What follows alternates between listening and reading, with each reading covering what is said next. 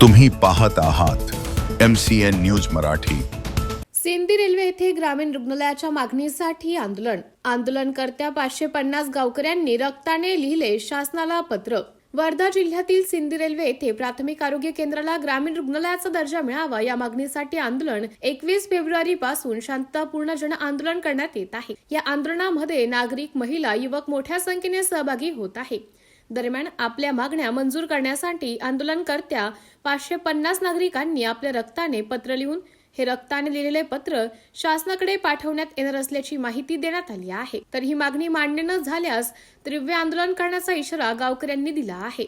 MCN news Marathi करिता प्रतिनिधी सचिन महाजन, वर्धा।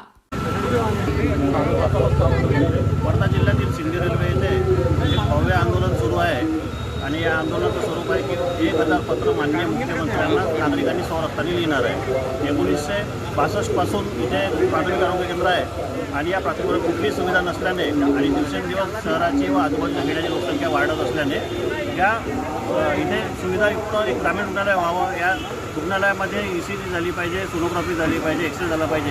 या सुविधायुक्त ग्रामीण रुग्णालय होण्याकरता अनेकदा शासनास मागणी केली, परंतु या उदासीन व निर्दयी शासनाने आजपर्यंत गेल्या 65 वर्षामध्ये कुठलाही त्याच्यावरती पाऊल उचललं नाही व ग्रामीण रुग्णालय मंजुरी संदर्भात कुठलाही ठोस निर्णय घेतला नाही। त्यामुळे आता एक आंदोलनाच्या स्वरूपातून ग्रामीण रुग्णालयाची मागणी सिंदीकर करत आहे। हे इथे आपण बघत असाल तर मोठ्या प्रमाणात लोक उत्स्फूर्त प्रतिसादाने आपल्या स्वरक्ताने पत्र लिहून माननीय मुख्यमंत्र्यांना पाठवत आहे की इथे ग्रामीण रुग्णालय मंजूर करावे।